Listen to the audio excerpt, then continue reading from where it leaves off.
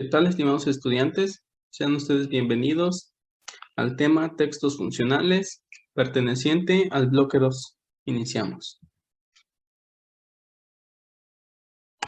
Lo primero que nosotros necesitamos saber es definir qué es un texto funcional. Y bueno, vamos a comenzar definiendo la palabra funcional. ¿Ok? Es un adjetivo que indica que algo tiene la cualidad de ser usado de manera cómoda, útil y fácil. Por lo tanto, un texto funcional se caracteriza por ser práctico, atractivo y útil. Dentro de los textos funcionales tenemos los instructivos, reglamentos, manuales, recetarios de cocina y los anuncios publicitarios. Este tipo de texto está dirigido al receptor o destinatario. Se utiliza la función apelativa por medio de órdenes, ruegos, mandatos y preguntas. Otra característica es que los enunciados se usan en modo imperativo y los verbos en infinitivo. También hay textos de índole científica y tecnológica, cuya intención pues, es informar y se caracterizan porque los mensajes se redactan de manera objetiva. ¿Qué quiere decir esto? Que no permiten que se malinterpreten los vocablos. Entre esos tenemos la receta médica, manual de funcionamiento, puede ser de algún aparato electrodoméstico o el reporte de una práctica de laboratorio. También se caracterizan porque incorporan datos, circunstancias y hechos que acompañan el proceso para la realización del producto final que propone. También aquí encontramos la función referencial. Otros textos funcionales son, por ejemplo, los periódicos. Y también otra característica importante en el tercer párrafo de la diapositiva, en la redacción de los textos funcionales destacan ciertas propiedades de los textos, la adecuación, cohesión y coherencia. Vamos primero con la adecuación. ¿Qué quiere decir esto? ¿Qué es la adecuación? Se refiere al uso apropiado de los vocablos para establecer una comunicación clara entre emisor y receptor. Por ejemplo, un saludo entre amigos, que puede ser, ¿qué onda, brother? ¿Cómo estás? Aquí nomás, ¿no? O un saludo entre alumno y profesor. Buenos días, Pedro. Buenos días, profe. ¿Cómo está? Es donde vemos la adecuación de acuerdo al contexto. La cohesión consiste en el uso adecuado de ciertas preposiciones y confusiones que permiten una continuidad lógica en los enunciados, de tal manera que contengan hilación. Por ejemplo, Benito Juárez, el benemérito de las Américas, era un pastor y llegó a ser presidente de la República. Y por último, en la coherencia, se refiere al hilo que conecta, relaciona o une ideas dentro del tema que se pretende desarrollar, para darle un cierto sentido y también para ser claros, tener claridad en la expresión. Por ejemplo, gracias muchas por tener ese detalle conmigo. ¿Cómo suena esa frase? Pues incoherente, ¿verdad? Y ahora vamos a redactarla correctamente. Muchas gracias por haber tenido ese detalle conmigo. Es donde tenemos una diferencia entre incoherente y coherente. Ahora vamos con la función referencial y la función apelativa. La comunicación se presenta bajo diferentes modalidades, es decir, no siempre se presenta la misma interacción entre el emisor y el receptor, sino en función de la expresión de uso y la redacción o efecto del otro al recibir el mensaje. En ocasiones se pretende ofrecer información o expresar sentimientos.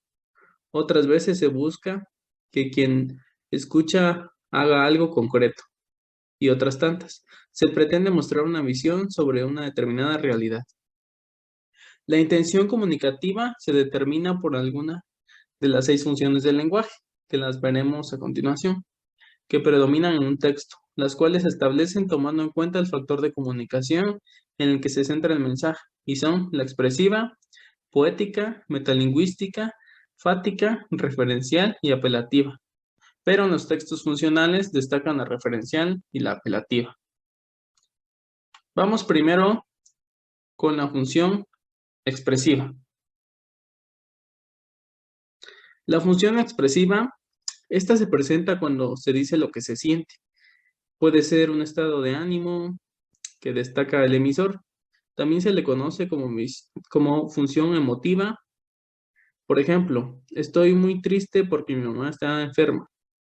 La función expresiva se manifiesta en los textos narrativos, que pueden contar hechos reales o imaginarios, como por ejemplo cuentos, leyendas, fábulas o mitos. La función poética. Si el mensaje no solo enfatiza lo que se comunica, sino también la manera de hacerlo, entonces se embellece, como a través de metáforas, comparaciones, adjetivos y otras expresiones de adorno. Así aparece la función poética, como por ejemplo, eres el sol de mi vida, la luz de mis ojos, la niña de mis ojos. La función poética se manifiesta en textos literarios. Ahora vamos con la metalingüística. Cuando el mensaje hace referencia al sistema de signos que se ha empleado para redactar, el elemento destacado es el propio código. Es ahí donde se forma la función metalingüística. Por ejemplo, ¿sabes qué significa el término cholo? En los diccionarios aparece esta función cuando buscamos la definición de un término o su etimología. Por ejemplo, la palabra cholo que proviene del náhuatl, que era una clase de perro lampiño y que en esos tiempos era comestible, lo creaban los náhuatl. Hoy en día se llama cholo pues a los pandilleros, ¿no? De ahí de todas las colonias del bello estado de Oaxaca. Y sobre todo, bueno, ahorita tenemos presencia de los cholos pues en los estados del norte, que son Tijuana, Ciudad Juárez, Mexicali. Ahora vamos con la función fática. Esta surge cuando se inicia, prolonga o se corta la comunicación y sirve para comprobar la permanencia del contacto entre el emisor y receptor. Y también el canal es un elemento importante, un elemento que destaca aquí. Como por ejemplo, hola, ¿cómo estás? Bueno, ¿me escuchas? Soy Ricardo, ¿te acuerdas de mí? Hablo para pedirte un favor. Ya me despido, hasta luego. Ahí vemos la importancia del canal.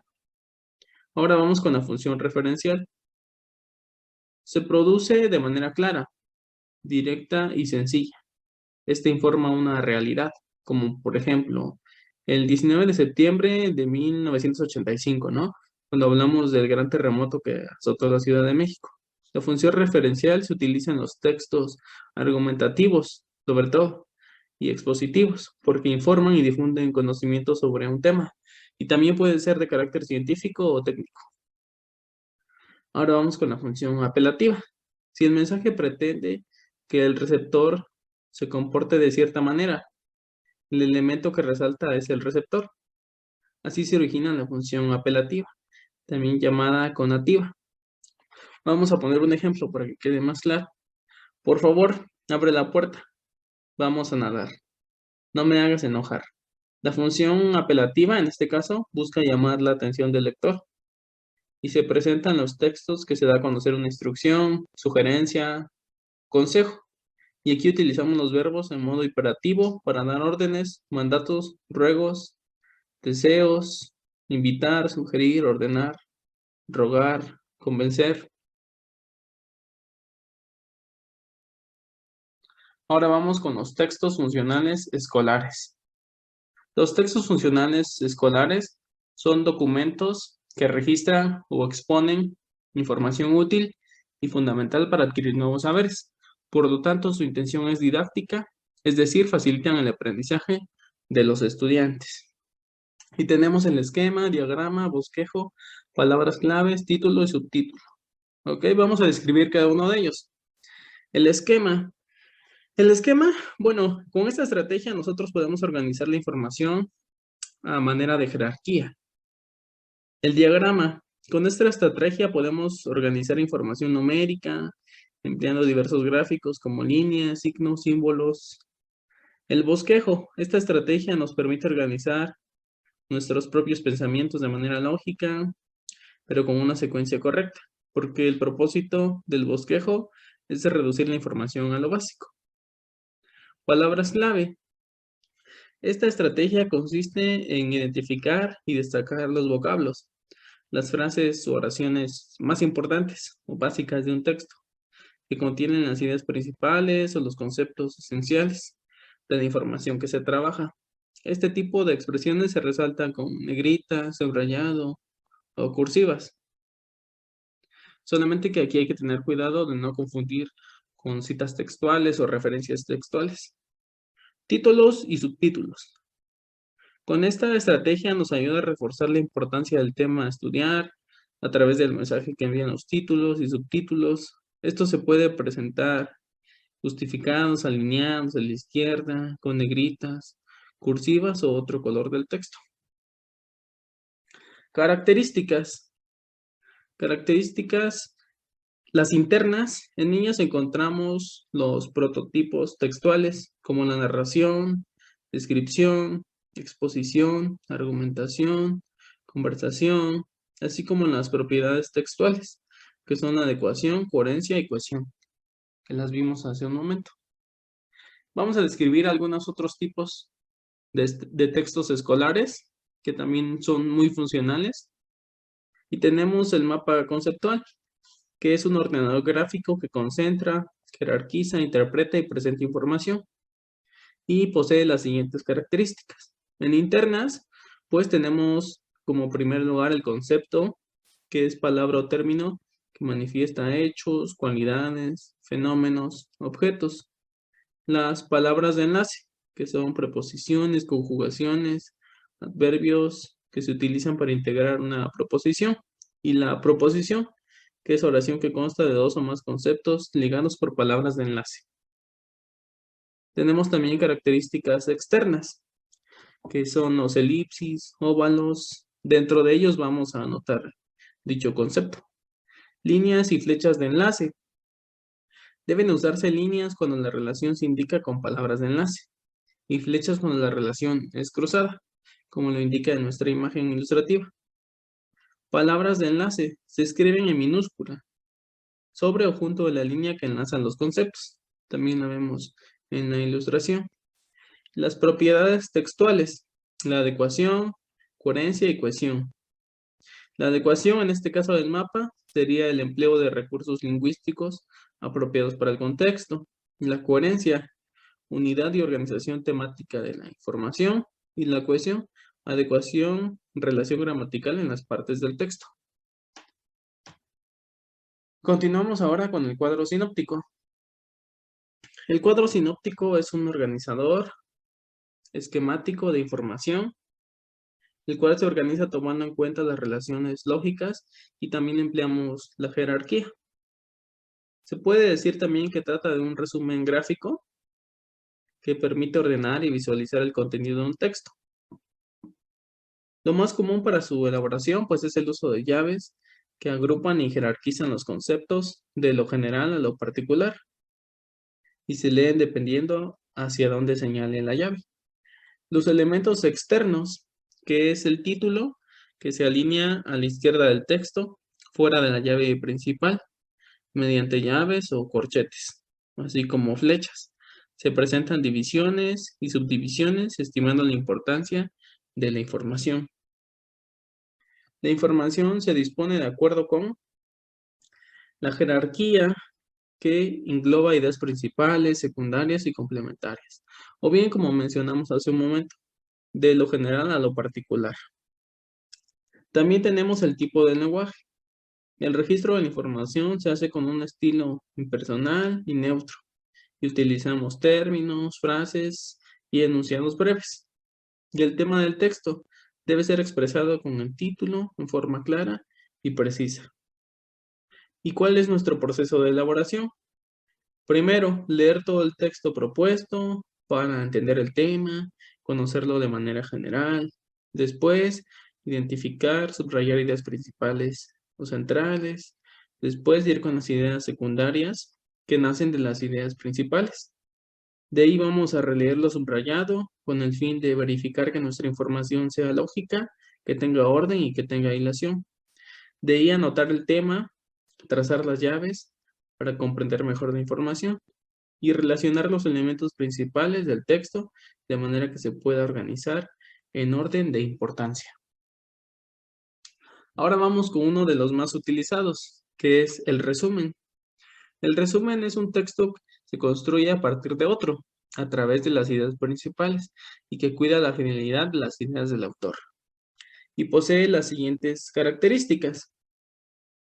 que es la reducción de un texto, se conservan las ideas del autor, se respeta el sentido o intencionalidad del texto y es una estrategia de lectura.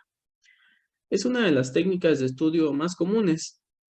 Podemos aprovechar y dominar, aunque al inicio tal vez presente cierta dificultad. Sin embargo, si aprendemos la metodología correcta para elaborar el resumen, se convierte en algo sencillo. Pues el resumen consiste en plasmar la esencia o ideas principales de un texto en el que vamos a respetar la idea o la postura del autor. Para ello, pues necesitamos subrayar las palabras claves, ideas principales y transcribirlas en nuestro cuaderno o de manera digital, de tal modo que nos va a facilitar leer y comprender más fácil y digerir rápidamente. Y ahora vamos con la síntesis. La síntesis es otra forma de reducción del texto. Es un poco similar al resumen. Es un escrito que se elabora a partir de las ideas centrales de un texto. De modo que primero hay que ubicarlas y luego escribirlas utilizando nuestras propias palabras. Podemos enriquecer la redacción agregando opiniones o comentarios personales al respecto. Y tenemos las características. Las características, como primer lugar, tenemos que se apoyan en el método inductivo. ¿Qué quiere decir esto? De lo particular a lo general. De ahí tenemos que iniciar con una lectura analítica, identificar las partes, como párrafos, ideas, ejemplos, características, para poder sintetizar lo que analizamos. De ahí vamos a redactar con exactitud y claridad. Por claridad nosotros entendemos que la expresión de un solo punto principal por párrafo, el uso correcto también de signos de puntuación, el orden en la expresión de las ideas. La exactitud, pues se refiere a la expresión de una idea clara, precisa, por supuesto, que no pueda interpretarse en forma distinta a lo que se quiere manifestar o mostrar. En ocasiones, la falta de exactitud, pues nos puede oscurecer o nos puede dificultar dicho trabajo. También el texto debe expresar la idea central del autor, utilizando tus propias palabras y estilo. Es decir, también tenemos que parafrasear. Se puede cambiar el orden de la información según los intereses particulares, es otra característica. La síntesis es una técnica que nos ayuda, nos facilita el proceso de aprendizaje. También es una herramienta que nos permite comprender y redactar mejor algunos contenidos de nuestro interés. La síntesis se basa en las ideas centrales de un texto. También para esta técnica es importante que un texto sea más reducido que el original, pero que dejemos plasmada la idea del autor. Muy bien, ahora vamos con algunas indicaciones o recomendaciones para elaborar una síntesis. Lo primero, leer el texto de manera general, procurando poner atención en los detalles del mismo. Seleccionar las ideas principales. Eliminar la información poco relevante. Estas serían las indicaciones o recomendaciones para elaborar una síntesis de manera eficaz. Y por el momento, esta es la primera parte del bloque 2